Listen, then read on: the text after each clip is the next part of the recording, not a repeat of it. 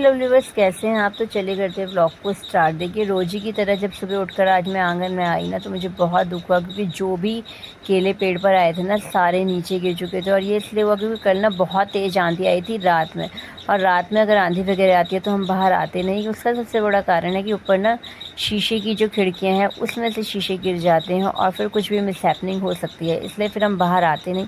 तो सुबह सुबह आई तो देखा कि आंधी के आने के बाद ना ये सारे केले जो है ना नीचे गिर गए होंगे, और ये देखकर बहुत ही दुख हुआ।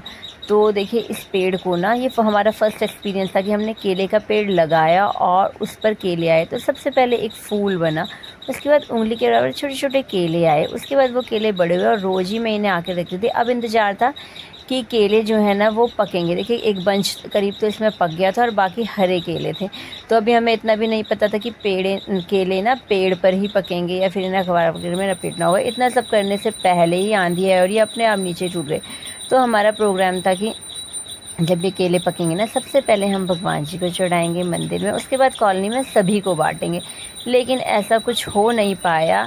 देखिए यहाँ पर ना जो ये केले हैं ना, अभी सबसे पहले हमें उठाकर अंदर रखने थे क्योंकि ऑफिस का दिन था और आपको पता है कि सुबह का टाइम तो बहुत प्रीसियस होता है और बहुत तेज़ तेज़ भागता है।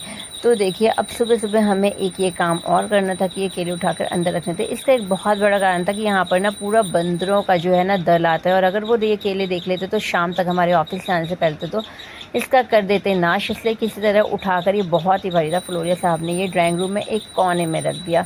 और देखिए जब भी आप कोई भी फल लगाते हैं, पेड़ लगाते हैं, उस पर फल आते हैं, तो सबसे पहला हक तो उसमें भगवान जी का होता है। और आज मज़े की बात ये रही कि सोमवार का दिन था, तो मुझे तो मेरा फास्ट होता है, तो मिल गए ताज़े ताज़े केले भगवान जी को चढ़ाने के लिए। तो सबसे पहले मैंने ये केले अलग कर दिए, घर के मंदिर में चढ़ाऊंगी और सामने जब मैं जल चढ़ाने जाती हूँ तो उस मंदिर में चढ़ाऊंगी।